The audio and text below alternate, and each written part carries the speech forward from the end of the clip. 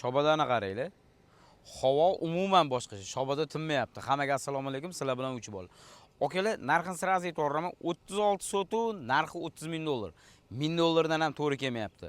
Xo'p, manzil keladigan bo'lsa, Qorasuv, Boyovul mahallada bo'lyapti. Okalar, mana 10 sotu, 10 sotudan tak o'rab qo'yishgan ekan.